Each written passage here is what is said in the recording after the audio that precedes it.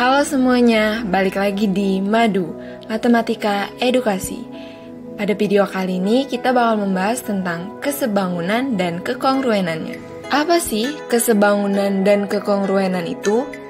Kekongruenan dan kesebangunan ialah salah satu bagian dari ilmu geometri yang sedikit mirip.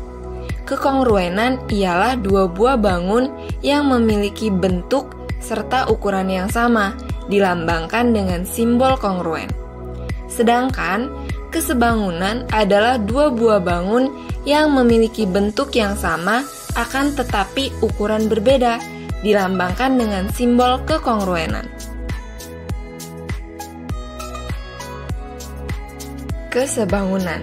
Bangun datar dikatakan sebangun jika memiliki bentuk yang sama meskipun ukurannya berbeda. Kesebangunan sebenarnya bisa kita katakan hasil dari transformasi dilatasi. Syarat kesebangunan bangun datar. Dua bangun datar yang mempunyai bentuk yang sama akan disebut sebangun. Tidak perlu ukurannya sama, tetapi sisi-sisi yang bersesuaian sebanding atau proporsional. Dan sudut-sudut yang bersesuaian sama besar. Perubahan bangun satu menjadi bangun lain yang sebangun melibatkan perbesaran atau pengecilan, seperti contoh pada gambar di bawah. Dengan kata lain, dua bangun dikatakan sebangun jika memenuhi syarat 1. Perbandingan panjang sisi yang bersesuaian senilai. 2. Sudut yang bersesuaian besarnya sama. M sudut A sama dengan M sudut E. M sudut B sama dengan M sudut F. M sudut C sama dengan M sudut G. M sudut D sama dengan M sudut H. Jika bangun ABCD dan EFGH memenuhi kedua syarat tersebut, maka bangun ABCD dan EFGH sebangun.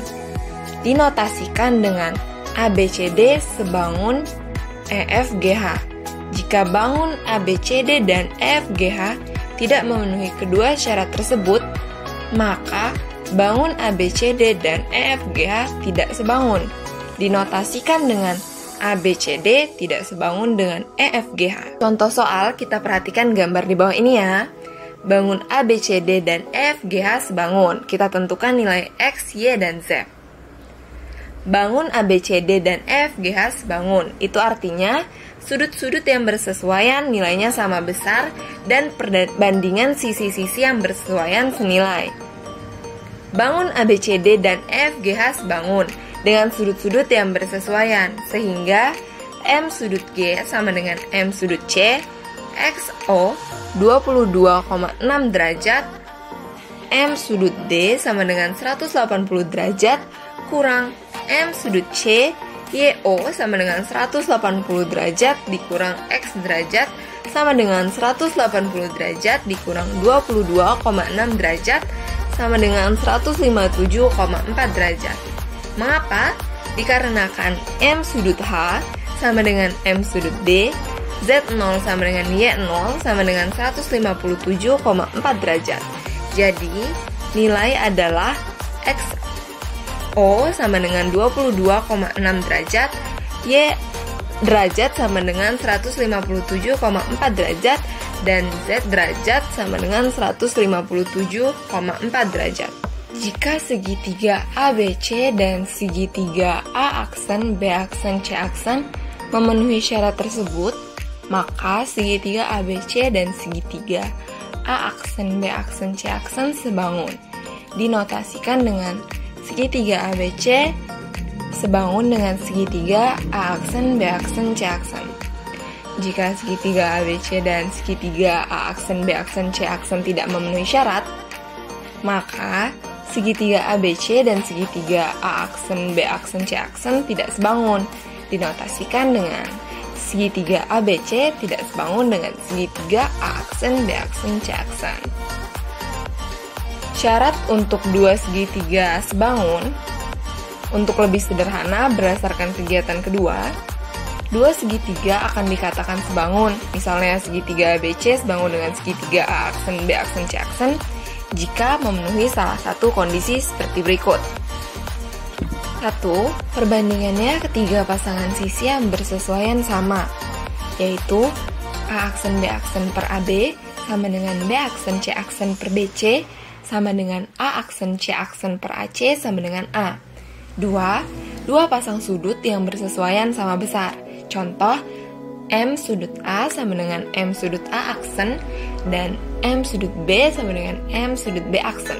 Untuk lebih jelasnya, lihat gambar di bawahnya ya.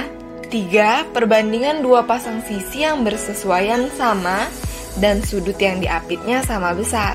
Contoh, A aksen B aksen per AB sama dengan A aksen C aksen per AC sama dengan A. Dan M sudut A sama dengan M sudut A aksen. Kesebangunan khusus dalam segitiga siku-siku. Perhatikan gambar.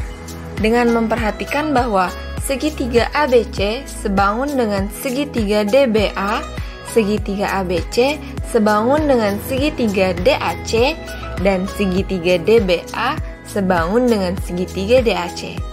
Diperoleh AB kuadrat sama dengan BD dikali dengan BC, AC kuadrat sama dengan CD dikali CB, AD kuadrat sama dengan DB dikali DC. Diketahui seorang siswa dengan tinggi badan 150 cm menghadap tiang bendera pada pagi hari yang cerah. Panjang bayangan siswa tersebut adalah 2,5 meter dan panjang bayangan tiang bendera adalah 6 meter. Tentukan tinggi tiang bendera tersebut. Alternatif penyelesaiannya, diketahui tinggi badan siswa sama dengan 150 cm.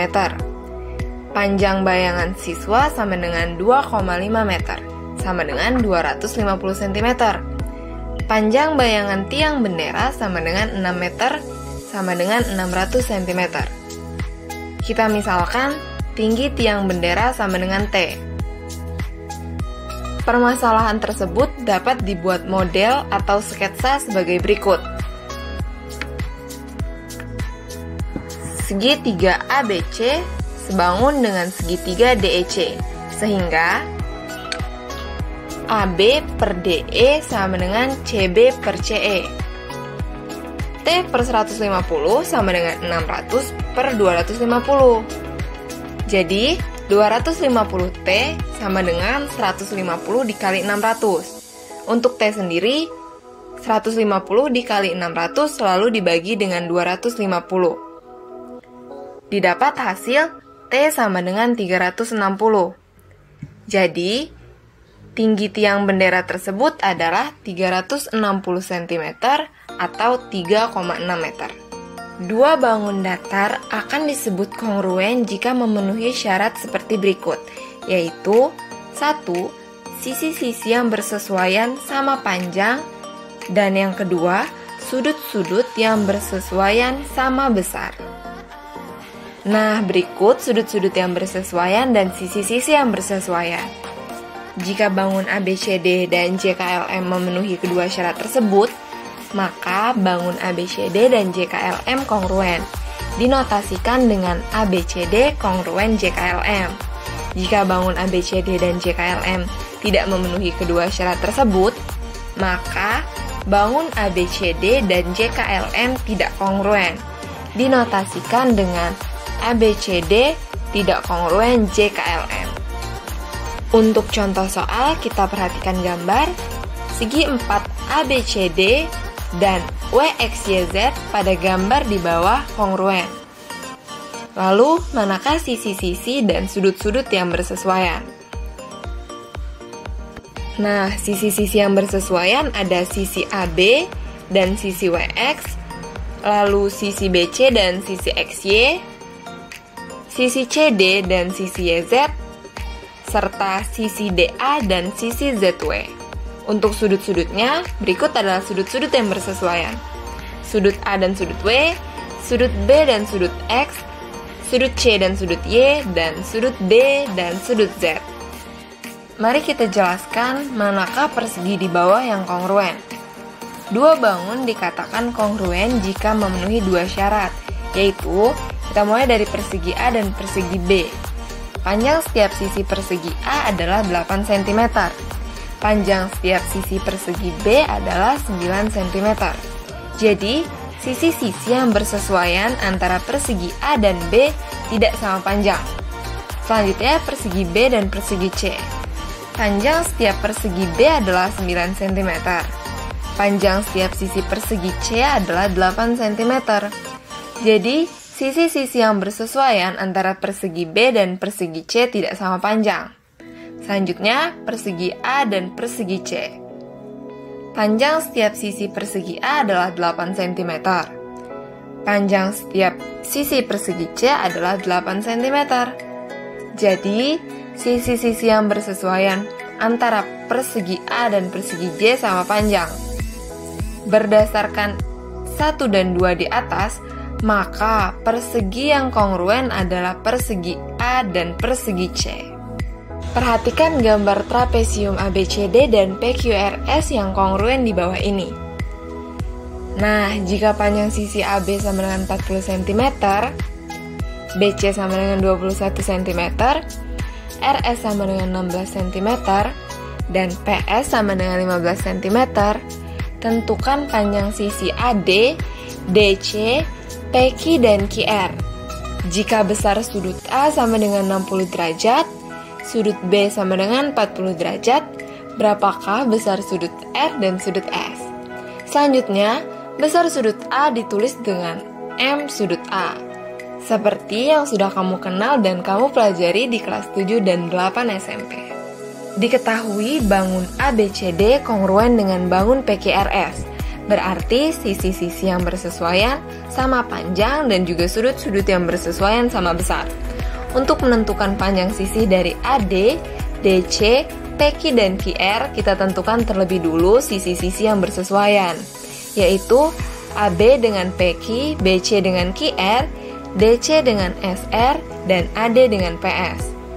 Dengan demikian, jika AB sama dengan 40 cm, BC sama dengan 21 cm, RS sama dengan 16 cm, dan PS sama dengan 15 cm, maka AD sama dengan PS yaitu 15 cm, DC sama dengan SR sama dengan 16 cm, QR sama dengan BC sama dengan 21 cm, PQ sama dengan AD sama dengan 40 cm. Untuk menentukan M sudut R dan M sudut S, kita tentukan terlebih dahulu sudut-sudut yang bersesuaian, yaitu sudut A sama dengan sudut P, sudut B sama dengan sudut Q, sudut C sama dengan sudut R, dan sudut D sama dengan sudut S. Dengan demikian, jika M sudut A sama dengan 60 derajat, M sudut B sama dengan 40 derajat, maka M sudut P sama dengan M sudut A sama dengan 60 derajat, dan M sudut Q sama dengan M sudut B sama dengan 40 derajat, M sudut R plus M sudut Q sama dengan 180 derajat, M sudut R sama dengan 180 derajat dikurang M sudut Q. 180 derajat kita kurang dengan 40 derajat. Jadi M sudut R sama dengan 140 derajat. Untuk M sudut S sama dengan 180 derajat, kita kurang dengan M sudut P. 180 derajat dikurang 60 derajat, maka M sudut S sama dengan 120 derajat. Jadi M sudut R sama dengan 140 derajat, dan M sudut S sama dengan 120 derajat. Syarat untuk dua segitiga kongruen. Dua bangun yang memiliki bentuk serta ukuran yang sama dinamakan kongruen. Dua segitiga akan dikatakan kongruen jika hanya memiliki syarat berikut ini. 1. Sisi-sisi yang bersesuaian sama panjang, dan 2. Sudut-sudut yang bersesuaian sama besar. Sisi-sisi yang bersesuaian, sisi AB dan DE, sisi BC dan EF, sisi CA dan FD. Untuk sudut-sudut yang bersesuaian, sudut A dan sudut D, sudut B dan sudut E, serta sudut C dan sudut F. Atau dengan kata lain, AB per DE sama dengan BC per EF sama dengan AC per DF sama dengan 1. Jika segitiga ABC dan segitiga DEF memenuhi syarat-syarat tersebut, maka segitiga ABC dan segitiga DF bisa dikatakan kongruen. Dinotasikan dengan segitiga ABC kongruen segitiga DEF. Nah, jika segitiga ABC dan segitiga DF tidak memenuhi syarat tersebut, maka segitiga ABC dan segitiga DF tidak kongruen. Dinotasikan dengan segitiga ABC tidak kongruen dengan segitiga DEF. Untuk menguji apakah dua segitiga kongruen atau tidak, kita tidak perlu menguji semua pasangan sisi dan sudut yang bersesuaian. Dua segitiga dikatakan kongruen jika memenuhi salah satu dari 5 kondisi berikut ini. Yang pertama, ketiga pasangan sisi yang bersesuaian sama panjang. Kondisi tersebut biasa disebut dengan kriteria sisi-sisi-sisi. Yang kedua, dua pasang sisi yang bersesuaian sama panjang dan sudut yang diapitnya sama besar. Biasanya disebut dengan kriteria sisi sudut sisi. Yang ketiga, dua pasang sudut yang bersesuaian sama besar dan sisi yang menghubungkan kedua sudut tersebut sama panjang. Biasanya disebut dengan kriteria sudut sisi sudut. Yang keempat, dua pasang sudut yang bersesuaian sama besar dan sepasang sisi yang bersesuaian sama panjang. Kondisi tersebut disebut dengan kriteria sudut-sudut sisi. Yang kelima, khusus untuk segitiga siku-siku, sisi miring dan satu sisi siku yang bersesuaian sama panjang. Untuk contoh soal berikut, kita perhatikan gambar dan kita buktikan bahwa segitiga ABC kongruen dengan segitiga EDC. Nah, berdasarkan gambar di atas, kita peroleh bahwa AC sama dengan EC karena kita ketahui ada tanda sama panjang. M sudut ACB sama dengan M sudut ECD karena saling bertolak belakang. BC sama dengan DC karena kita ketahui ada tanda sama panjang. Jadi, segitiga ABC kongruen dengan segitiga EDC berdasarkan kriteria sisi sudut sisi.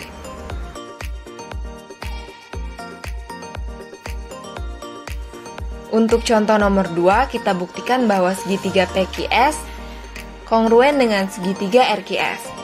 Berdasarkan gambar di atas, kita peroleh bahwa PQ sama dengan RQ, kita ketahui ada tanda sama panjang, PS sama dengan RS, juga sama karena ada tanda sama panjang, QS dan segitiga PQS sama dengan QS pada segitiga RQS, yaitu QS berhimpit. Jadi, segitiga PQS kongruen dengan segitiga RQS berdasarkan kriteria sisi, sisi, sisi.